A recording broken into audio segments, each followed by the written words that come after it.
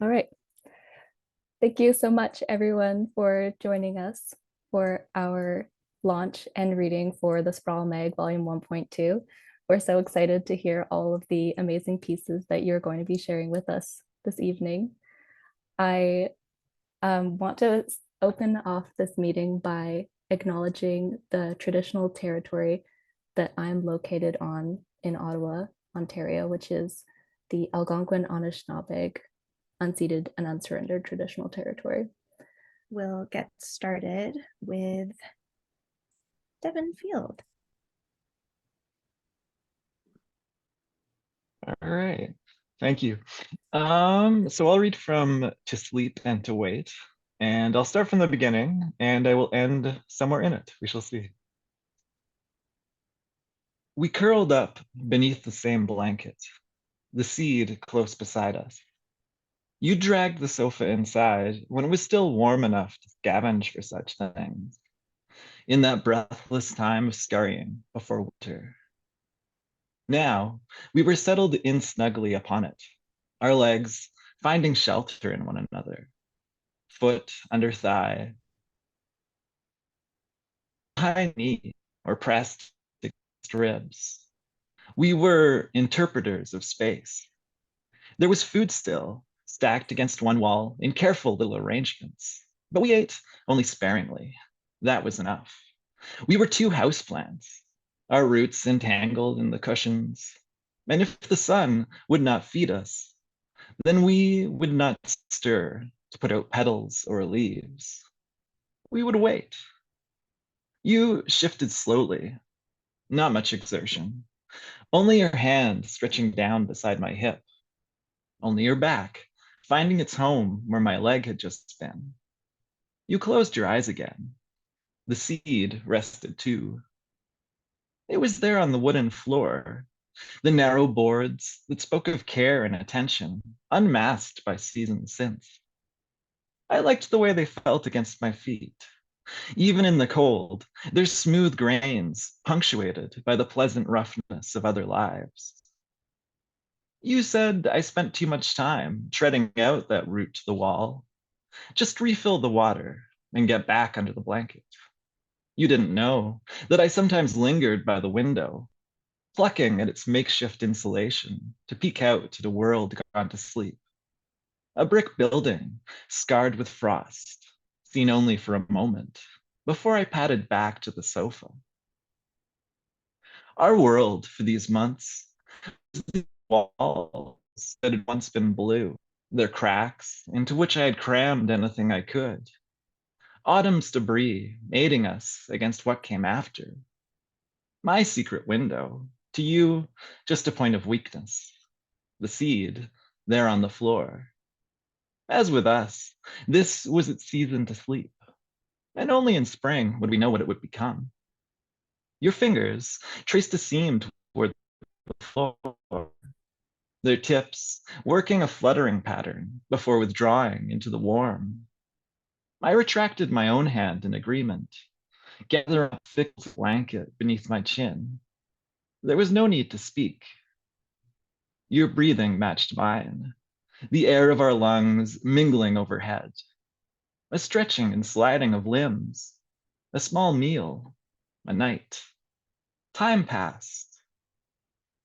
In one corner of the ceiling, a stain took on new forms. A wolf, a tree, one side of a face. I barely blinked. At the edge of my vision, the seed shifted, only slightly. We both looked over, waiting to see if it would move again. The seed was a curious thing, all brownish purple and glistening as if with perpetual dew. Like a giant root vegetable, you said, or the heart of a lizard. I wasn't sure about that. Come here. Where's For the now, Carlin? for now, it was still. We settled back, bodies finding new alignments of contentment. You were the one who had found the seed. You'd made an exchange of some kind, though you never told me what it was you'd traded. That was your secret. I'd been there later, when we went to collect it.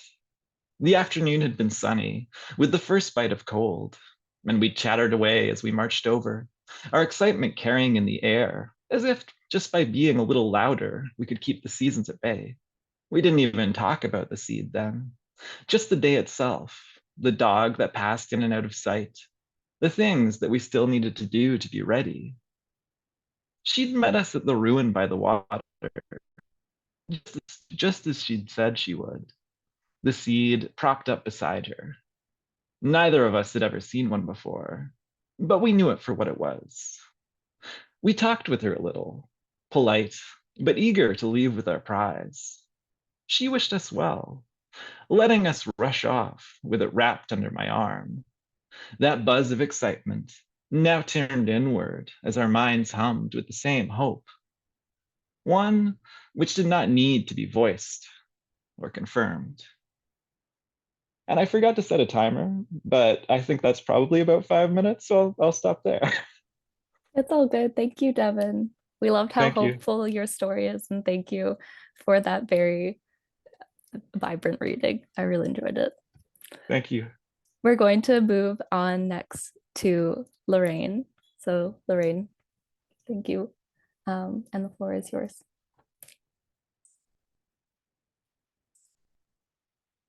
I'm sorry, I think you're on mute. All right. Charlie, Charlie, how do I, The text support. how do I show this image? It is in it. It's just- behind me. Well, you All right, can't all right, think here about it is. I'm going to read an apraxic poem that I have in the sprawl. And this is the image. It's a painting by Remedios Vera, the Argentinian surrealist artist. And so you might want to take a look at the painting a while before I start the poem. You can see there's a strange bird-like creature there. And the painting is called The Creation of the Birds, after the Remedios Vera painting. The feathered avian goddess siphons liquid starlight streaming from the high window, focused through a charmed prism onto her work table. Her ovum plant assistant extends a helpful tendril that holds a pollination palette. She brushes spectral pigments onto the emerged feathers of freshly sprouted fledglings, daubs their budding wings with dappled light to germinate the ripening birds and blossom them with flight. Then she plucks the lute in her heart to also conjure song, proudly watching as they chirp and flutter through her window toward the evolving sky. Thank you. Thank you, Lorraine. And thank you for sharing this painting with us. It was the first time I'd seen it, and I find it very exciting. I love surreal art. She's an amazing artist, yes. So next we will be going to Bobby Parrott. Bobby, please, welcome to share your poem with us. Thanks, Mahela and Libby, for having such a really cool journal and for including me in it. I'm thrilled. And my poem is called Embracing Robotics in a Buttonsy World. Would you consider being my peripheral device of choice? Every time my phone asks me this, I know it's already a done deal. This gooey, post-human analog of marriage cyborgs us, inch by wireless inch, toward the singularity. Is this too close to the smack of sugary shapeshift to compel? I mean, electronic love is a till murder do we part kind of thing. Are we posing favorably with our new parts? Our minds uncase, shimmer into the metacortex cloud, employ charm bracelet identity in silicon, photonic nature, a conscious lip, shaking its fist at my Peter Pan version of passing as grown up. But if I go too far, my layers morph into your uploaded school of the complete works of Shakespeare. The grade book gatekeepers mark you down for it. But hell, it's only love. Both your knights charge in, their stallion frenzy, hooving my checkerboard body, and you orate from my rubbery book with a finger that the goblet of sweet cream toward my mouth. I feel the crawl space of arachnids repurposing their Velcro like sex ploys. Take heart, for though we shall not overcome, we will become. Can you see the president with his casual wings embrace the nothing of money? Furl its captured humans with a squeeze and tuck into a burrito upload, resuscitate the haze of one mind. Everything is aware, we just don't see it yet. So vacate the fictional fragility of your fuselage while I thumb this rocket-finned ray gun's power setting up to vaporize.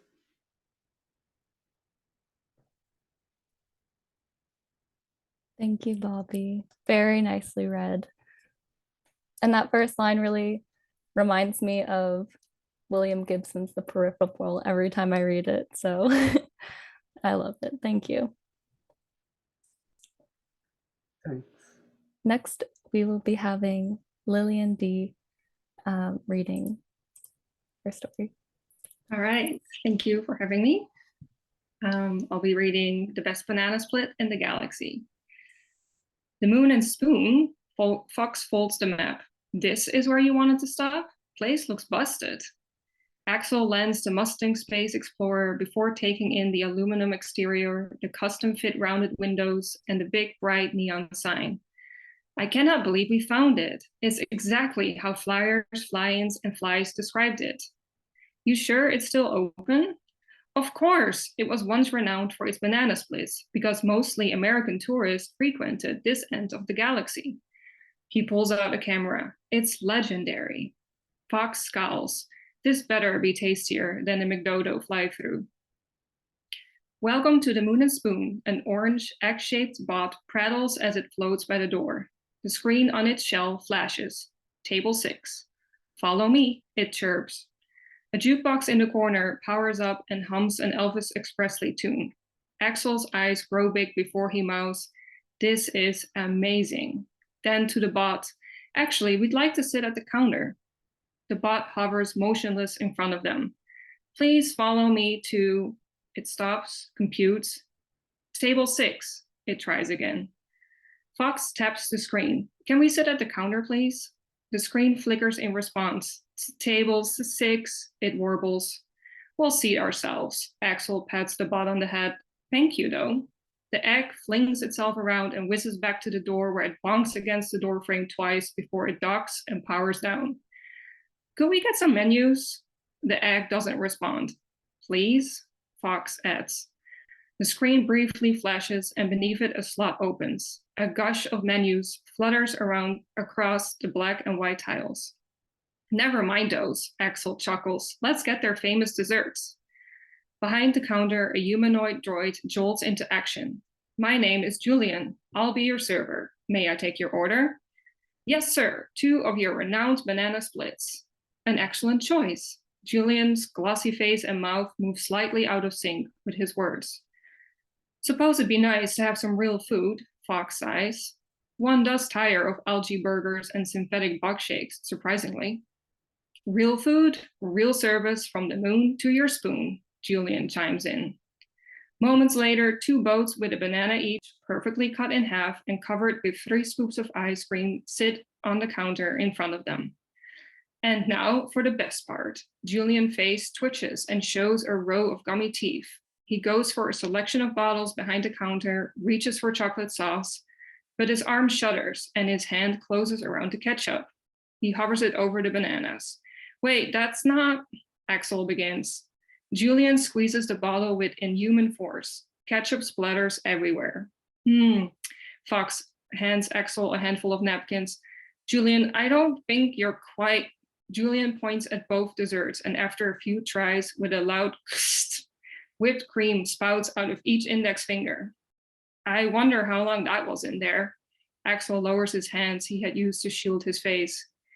And for the cherry on top, Julian holds up a jar. With impressive dexterity, he fishes out 2 maraschino cherries, puts them in his mouth, and yanks them off the stems with a chef's kiss motion before he delicately places the bare sticks atop the whipped cream. Axel grimaces. Surely that wasn't part of his original programming. Do enjoy, the droid smiles. His vacant eyes look directly past them, his rubber teeth stained pink by the cherries.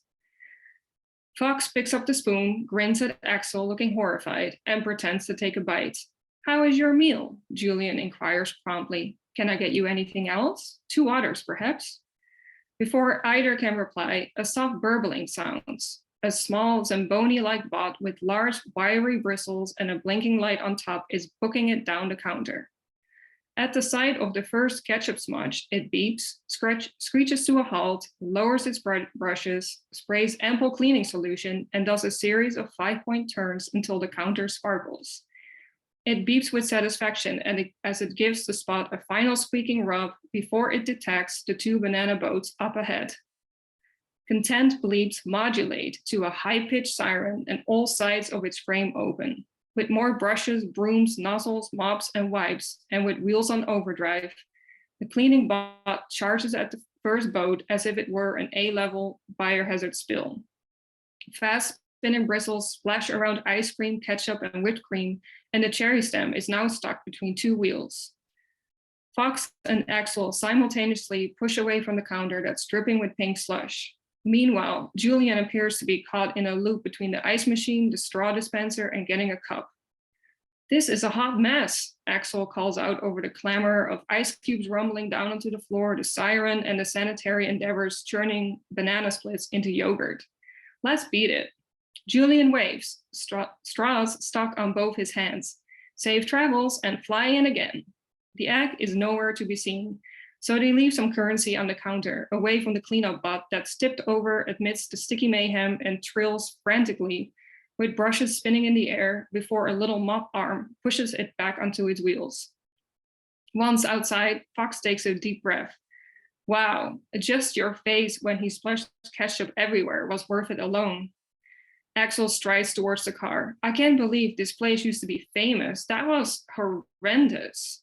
He stops. What in the outer world? That little shit. What? It keyed the car. The paint of the car is scratched all over. In big letters, it says table 6. They look around, but the egg is nowhere to be seen. Now Fox bursts out laughing. Sorry, I doubted you earlier. This place is legendary, but we should go before we get stabbed. Thank you. Thank you, Lilian, for your very humorous story. I appreciate how it's like really different than a lot of the robot android fiction that gets submitted to us. It really stood out. Thank you. Thanks. Next, we will be hearing from Rasha. Thank you. My name is Rasha Abdulhadi, and I want to thank all of the editors and everyone at Sprawl for inviting us and for all the work to create this issue, as well as thank all the contributors and everyone taking time to join us today and offer their open attention and care to this work. I'm calling in from the territory of the Onondaga Nation, known as the Central Fire. For a visual description, I'm a genderqueer Palestinian with long, dark, wavy hair, wearing glasses, a green floral button-down shirt, and a rainbow and black kufiya. My background is a red Palestinian poppy with the solidarity icon of raised black fists in its center. And I dedicate my reading today to the liberation of the Palestinian people and to all people struggling against the multiple crises escalating across this planet. I also want to honor the Irish singer who performed as Sinead O'Connor and renamed herself Shahada for her bravery and her solidarity with so many liberation struggles. This is Heart Sings to Changeling Heart. Beloved, please become beloved. I've been chasing your silhouette, but just missing you. With a busted ankle in a doorway of rain, alone, I sang into the tucked sheets of a starless night, sang you a blanket then, and would again, and you.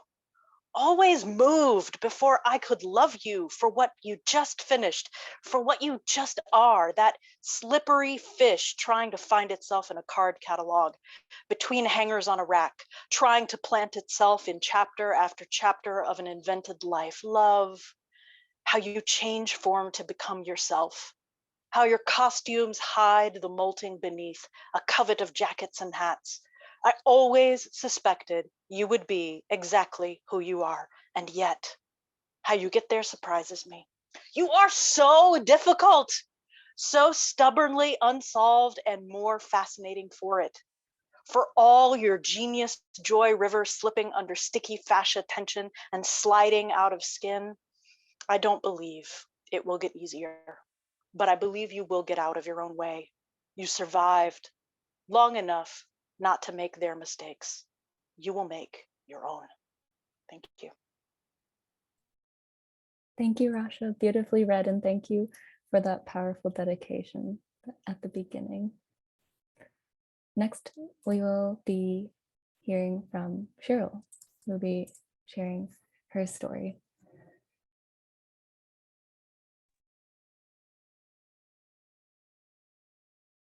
Hello, I hope everyone can hear me clearly. Yes, we can hear you. Okay, great. Thank you very much for having me. It's really lovely to be here with all of you. I am in Ghana at the moment, so that is where I am calling from, and I will be reading from the short story called Settling.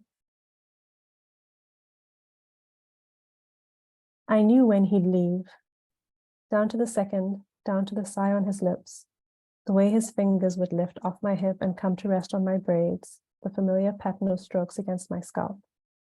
Through our hazy silence, I could hear raised voices outside the shuttle, announcing the miners' lunch break.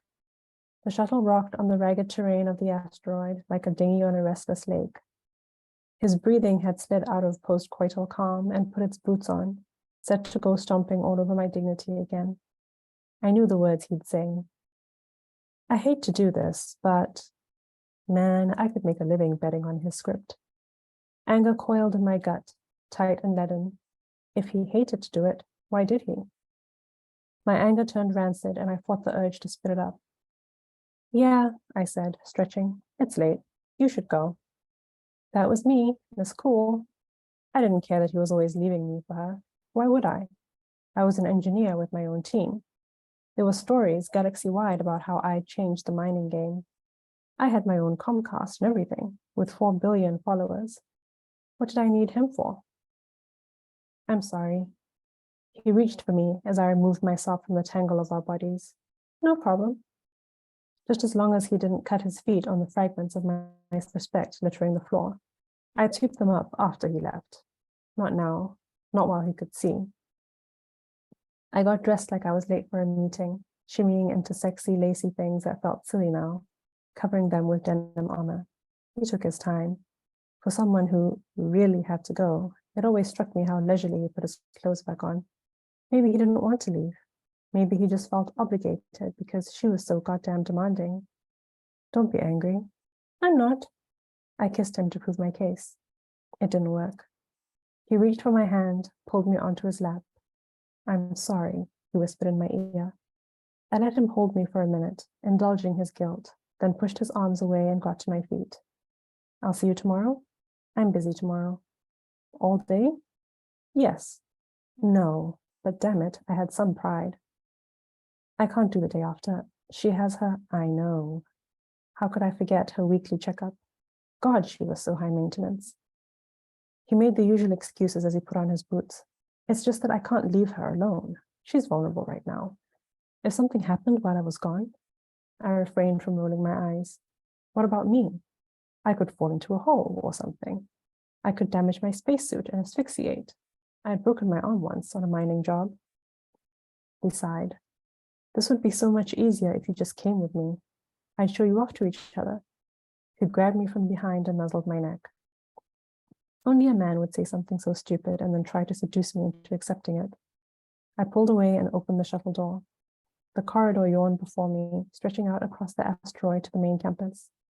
He stood up to grab his shirt, and I caught a glimpse of her tattooed on his shoulder. For the 1000th time, I loathed myself for getting into this position. I was better than this. But he was all sultry eyes and long fingers, crooked smile and easy tears, and I was only human. He came to the door, pulling his shirt on, eyes pleading. One night, just the three of us. Bye. But I was tempted. God, he was good. I swear you'll love it. You'll never come back. No. Why? What are you afraid of? He stared into my eyes, minding me for answers. Your suit's over there. I pointed at the shelf beside the door. With a weary sigh, he picked it up and put it on, watching me the entire time. If you give her a chance, you might love her as much as I do. Yes, that would be perfect. Then we'd both worship her, and she and I would worship him, and who exactly would worship me? Please, he touched my cheek. You don't know how long I've dreamed about having my girls together.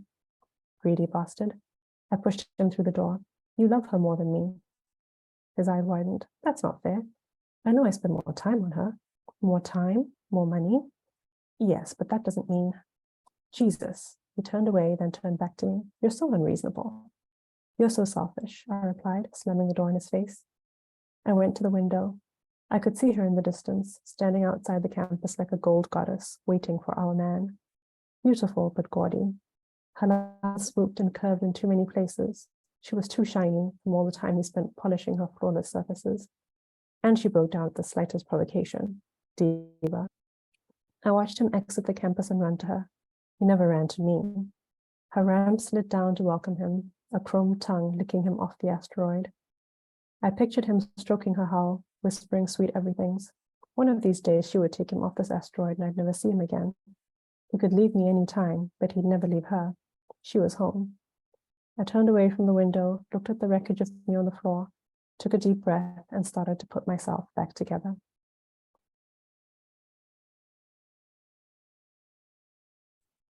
Thank you, Cheryl, for reading your fascinating story. It's very loosely connected to spec. You don't get the reveal until the very end, but it's a very good reveal, I think, and you read it very well.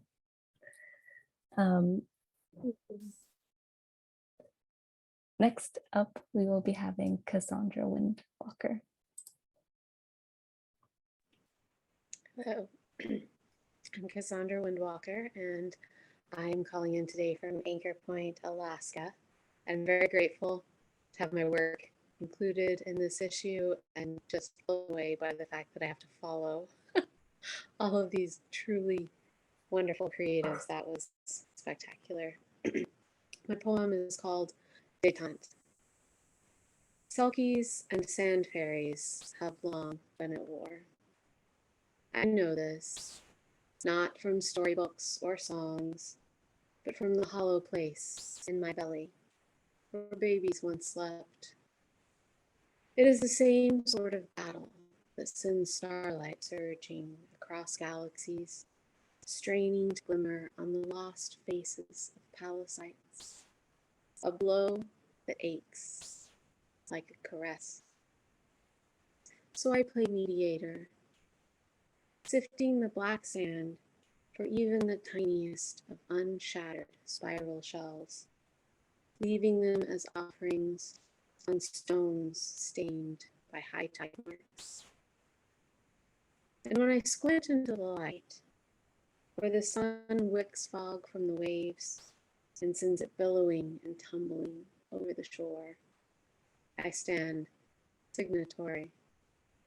As the seal folk shed their skins, and the sand fairies fold away their braiding wings to trade treasures with their former families, and, no doubt, hatch common plots against us mortal grabbers, with our open mouths and clenched fists and dirty, dirty, oil-stained feet. Thank you.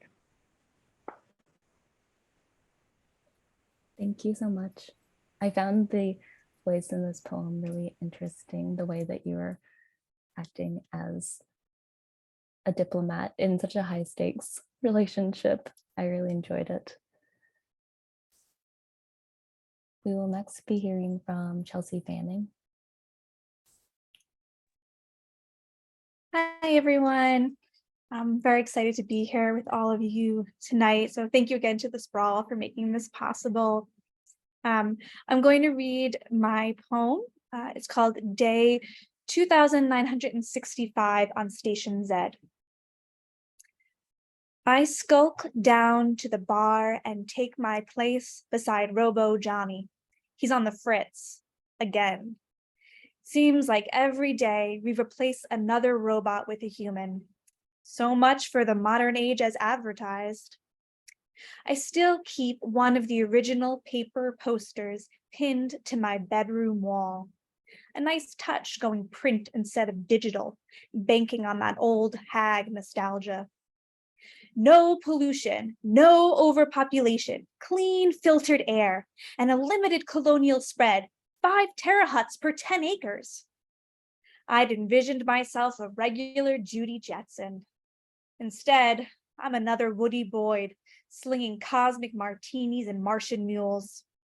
Just because you give something a clever new name doesn't mean it's a brand new thing.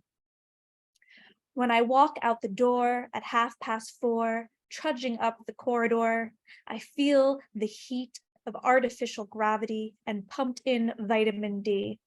And I wonder, is this the greatest height humanity can reach? Dysfunctional automatronics and themed hotel bars? Then again, I think, as I reach my door and find a pre-packaged orgasm waiting in my mailbox, the planetary punch really ain't so bad. Thank you. Thank you, Chelsea. We really enjoyed the wordplay in that piece, and it has a very human sense of cyclical thinking. Thank you so much. Next, we will be hearing from Susan Elvin. Hi, everyone. Thank you so much for having me. This is my poem, Dear Mars. Dear Mars, I'm writing to share my plans to investigate a murder you might know something about. Fact, this murder happened on your soil. Fact, over 3 years have passed since. Fact, the body has never been found. But that's not where the story begins, is it? That's not where any story begins. The victim emigrated from Earth at a young age in 2004.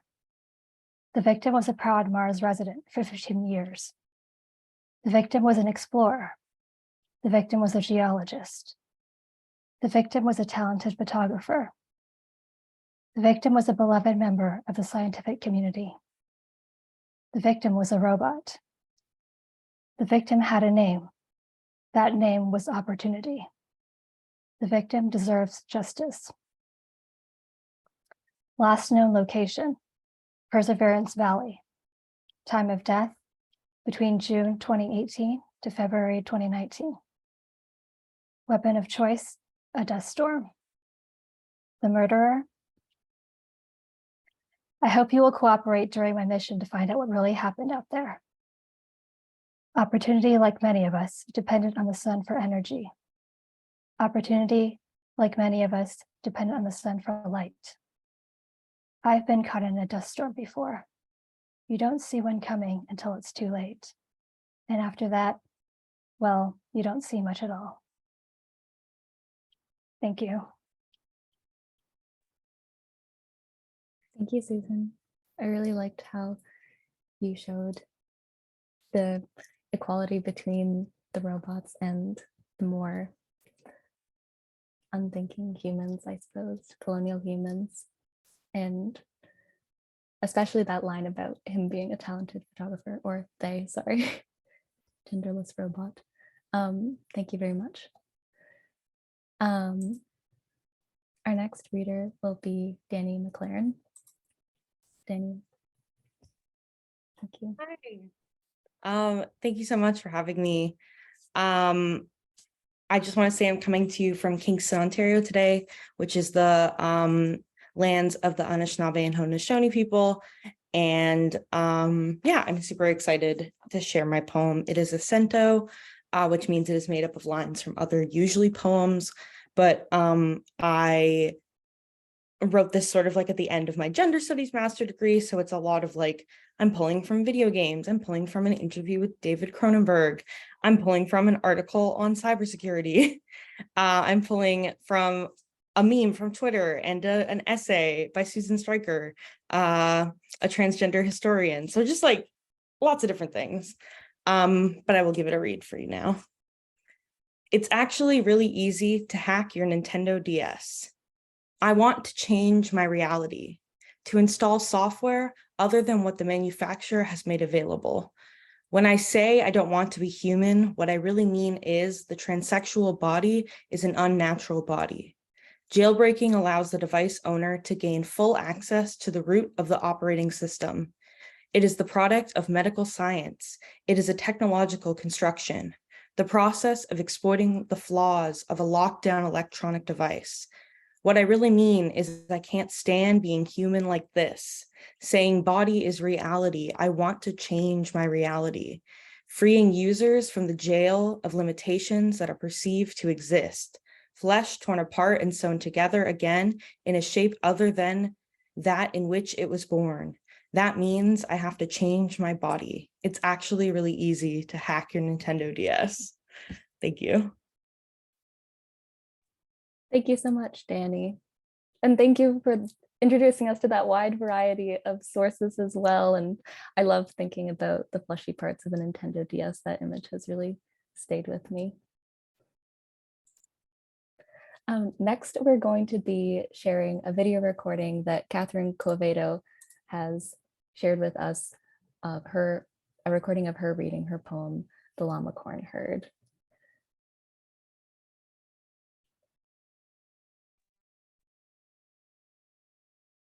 Hi, I'm Cassondra Windwalker. I'm going to read you my poem, The Llama Corn Herd. Like the unicorn brethren, but wilder and woollier, llama corns will let you approach if you hold enough longing in your heart. They'll let your fingers disappear in blanks. Each houses of Barrio Las Peñas, each horn like the lighthouse crowning Santa Ana Hill, 444 steps to 70 times 7. They say llama corns grant wishes, but no, they are more like Guatemalan worry dolls. You lay your troubles upon their backs, these beasts of burden, these pack animals. You feed them your despairs, for they have 3 stomachs and a strong constitution. Llama corns lower their long lashes and purse their camelid lips, then hum a lullaby as your load lightens. Mighty, powerful herd. Thank you.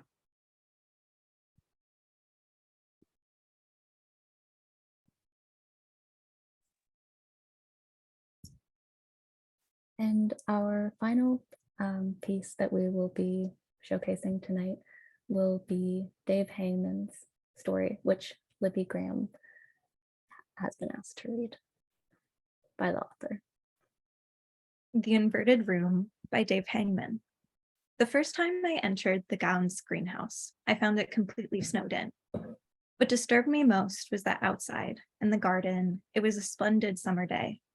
The bees were buzzing and going from flower to flower, collecting pollen. The birds were chirping with laughter, and the sun was streaming into the greenhouse through the large windows, reflecting brightly on the snow. That day, I was accompanying my father on his quarterly payment of the tribute that each hive leader delivered without complaint to that old man.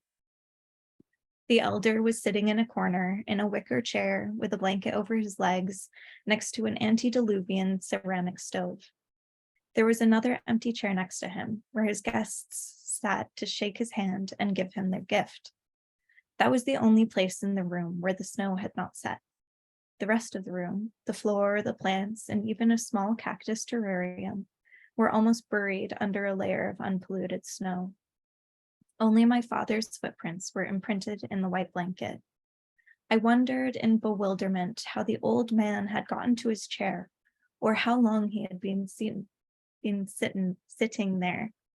At first, I thought that the greenhouse must have refrigeration equipment as potent as that of the most powerful cold room. But I found neither ducts nor any machinery. Suspended from the ceiling were only two one-piece glass lamps, also covered with stone. Ice stalactites hung like white daggers from the inner windowsills. The sun strove futilely to warm that strange room in which seasons and time seemed to be reversed. It was cozy to enjoy for a few minutes that icy paradise when one had just endured the inclemency of the hot weather. I noticed how my sweat froze instantly. Now I understood why my father had forced me to wear a long-sleeved shirt and a jacket in the middle of summer. When we left the gown's house, my annoyed father told me only one thing: don't ask. I had heard 1,000 stories, each one more extravagant.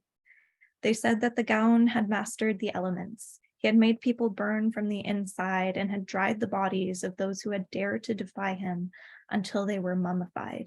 He was able to open invisible doors and disappear, only to return through them when he least expected. The stove at his feet was actually an Athanor furnace, designed to separate all substance into its most primordial components. It could also transmute vulgar metal into gold, which is how the old man was believed to have accumulated his fortune. And, of course, he was able to reverse the seasons and time. I dared not discuss any of this with my father. We returned in the fall for the next payment. To my surprise, while outside was a carpet of withered leaves and the garden was dominated by reds, ochres, and yellows, inside the greenhouse was a veritable spring orchard, awash with brightly colored flowers. Now the insects lived inside the room. They had found a new home where they could take refuge. When we left, my father repeated again to me, "Don't ask." And I'll stop there, and the rest of the story is available to read on the Sprawl Mag.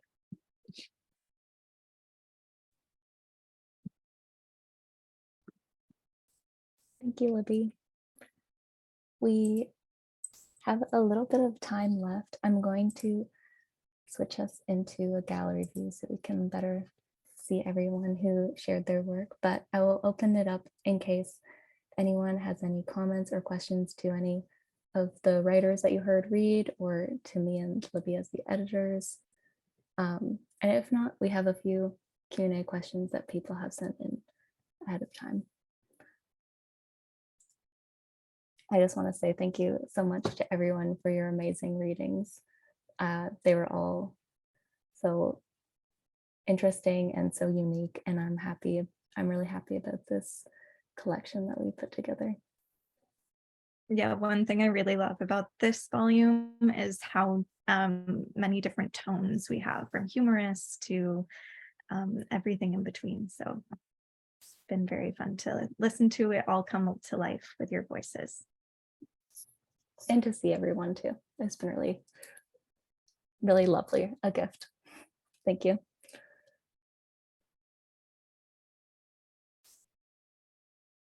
If we don't have anyone clamoring to ask any questions, we do have a couple that we received. and this is open to anyone who wanted to answer the question. We got one that asked, is your piece inspired by any music? And do you listen to music while you write?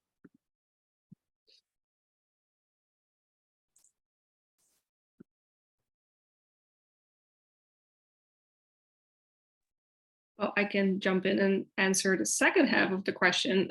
I have to listen to music when I write. So yeah, but usually I listen to instrumental music, so nothing in the lyrics sort of takes me out of what I'm writing. But yeah, I definitely have to have some tunes going for sure. And it does depend on the story what I listen to. So it usually matches the mood of the story. So, and as for the first part, mine in particular wasn't inspired by a song. So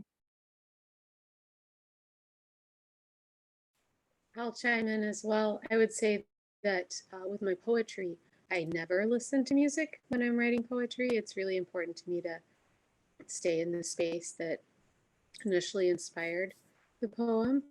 But with my prose, when I'm writing stories or novels, I'm always listening to music, but usually it works in the reverse direction. My choice of music is inspired by what I'm writing rather than what I'm writing being inspired by the music.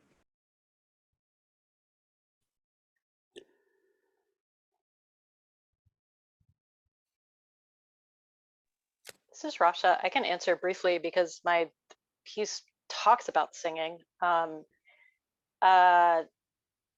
work backwards though. I do listen to music often when I write, but it has to be, and I'll go through cycles. It has to be music I know well enough that I can ignore it, but music that is also new enough to me that it adds some energy, and I'll cycle through. There are definitely a few albums, and I'm not going to name what they are, but I think that that dynamic is one that I use when I write. The poem takes in part from some experiences of like being injured in the walking home at night in a large city. And as someone who likes to walk very late at night alone a lot, I got into the habit of singing really loudly as one of the ways of caring for myself. And it also was something that I was able to do to manage pain at times when I've had injuries. So yeah, songs and music do make a feature. When singing alone at night, the weirder the better. That's my recommendation. Yes, I can relate to that, singing musical theater songs very loudly while I walk home from work. Thank you so much, Rasha, and for everyone's answers. If there's anyone else who wants to answer the question, also feel free. I saw Bobby, you were unmuted. Well, I don't know whether it's a psychological condition or what, but I can't seem to not be listening to music. It just plays in my head all the time. And so I always, therefore, write to music.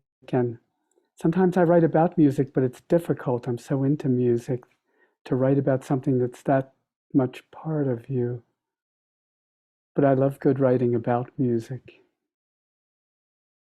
Thanks.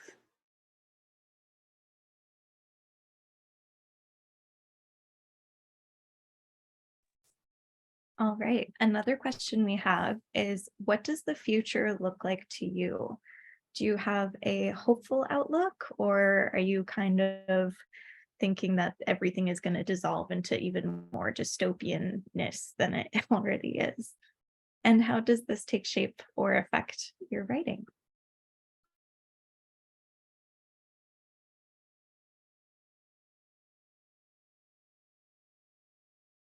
I think all art is fundamentally an act of rebellion. And I don't think it's possible to rebel if you don't think there's a chance that you can win, that things will get better. And so I think most people, if they've read my writing, they would assume that I'm a very dark, grim, despairing person. But in spite of that, things that I write about and the things that I fight for, I absolutely fundamentally believe that things can get better and that we can make a difference and that it absolutely does matter and that every voice is heard somewhere.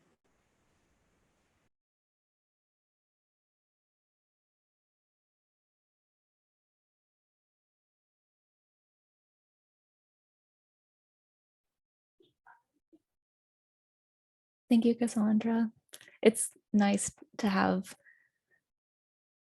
elements of hope, and I think that doing creative work really helps inspire that and inspire political action and just more like care-driven action and community building as well.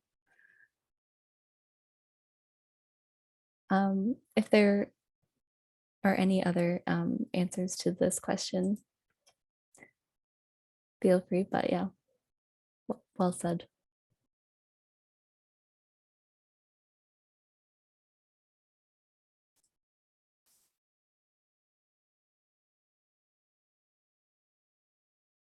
I think we can go to the next question that we got. Yeah, so the next question we got was, I'm curious about what your positions or opinions are on the acceptance of AI art submissions, or for that matter, literary ones as well. And Mahela and I have talked about this quite a lot. I think that at this point, we aren't going to take AI submissions anytime in the near future, but that's not to rule it out completely. We have been thinking about how the AI is generated and taking whether it's literary art or visual art, and how the artists who created these things aren't necessarily asked if their work is going to be put into the algorithms. So that is a point of just consent that we aren't sure about, wanting to take work that has been made from unconsenting artists. Do you have anything else to add, Mahela? No, I think you touched on it very well. We're a little bit delinquent in this area because we haven't yet released an official policy on AI submissions as many other magazines have. And I think we do see how AI work can be very generative, and especially in the fields of speculative literature, where you are perhaps critiquing or commenting on relationships with technology and relationships with computers themselves. So I think if we do in the future accept literary, it would likely be literary if we were to accept AI submissions. It would need to be acknowledged, but it would need to be like a very, very fundamental to the piece itself. If there are any writers too who want to comment on the creation of AI work, you're welcome to share your thoughts as well. This is Rasha. I'll offer that the Authors Guild does have a statement on AI that was also written by I think it's the National Writers Union. I would encourage folks to read about it, particularly given the data set that, as folks mentioned, are non-consensually being scraped to produce the material for these. But I think those give some great examples for authors or for publishers in terms of thinking ethically about the labor consequences and the intellectual property rights consequences. There are also some great articles about all of the human moderators who are basically traumatized, overworked, and underpaid in order to moderate all of these things that look like they are automatically generated, but actually go through a lot of human labor to create, in the same way that we see in a lot of social media moderation. Thanks, Rasha. Go ahead, Bobby. It's such an interesting subject, and I love making images that I co-create with AI, and I'm anxious to find some literary work by AI that's compelling. Haven't yet, but I would consider that AI, rather than stealing directly from artists, more likely does what most of us artists constantly do, which is mimic and borrow styles and flavors and idiosyncrasies of our favorite artists. I mean, who here wasn't really influenced by another writer or another graphic artist, and we're constantly creating in our art a synthesis of everything that's meaningful to us. And to me, that's sort of what AI does. I mean, when my AI makes an image, it uses my words, it lets me participate, and I can ask it to mimic the style of my favorite painters but it never actually copies a picture and gives me that as if it did it. But what I'm saying in defense of AI art is that AI is pretty much like people in that, but it just has a much wider scope of availability because it's got the entire internet at its disposal. But I don't think it should be considered stealing. I think it's more mimicking, which is something all artists do. I wouldn't be so afraid of it. My deepest desire with AI is that it'll become so smart that it'll be smarter than us, and it'll wake us up to what we're doing to our biosphere, to each other, to... Okay, enough said. You didn't want a whole lecture on this, but thank you for asking that question. Thank you. Yeah, I think it's an interesting perspective, but it goes back to the difficulties of acknowledging where the original work came from and not being able to give credit where perhaps you would in a piece like an acrostic poem, for example, or a piece of artwork that is influenced or inspired by others' work. As an artist, yeah. I think that my goal, oh, sorry, am I walking over someone? Go ahead, go ahead. Just say, as an artist, and particularly as a writer, my goal is always to meet the reader in the space where they are. And together, my words and their experiences and their emotional responses to my words will create something new, something that's unique to them and their relationship with my work. And as an artist, that's also how I relate to all the other work I experience around me. When I see a painting or I listen to a song or I read someone else's work, I respond to it with my emotions and my experiences, and it forms a part of my perspective. And I think that's fundamentally and deeply different from what AI does, because it's simply patching things together in a mosaic with no motion and of no perspective and with no experience. And it has absolutely nothing to do about the relationship between the artist and the person who is experiencing the art. And I think that is something sacred and magical. And I think that what AI does is scraping, it's raping, it's robbing, and then spewing back out again with absolutely no regard to an emotional response or a perspective or a background or an experience that can take that to something greater than it originally was. So I don't think it has any similarity to what artists do with the work they experience.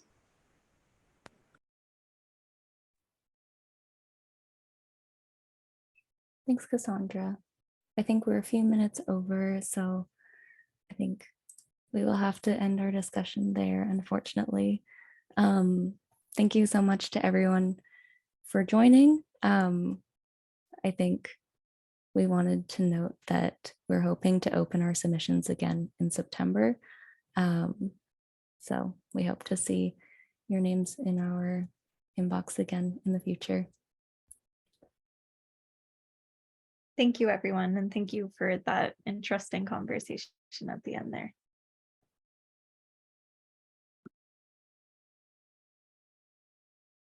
Thank you. Bye.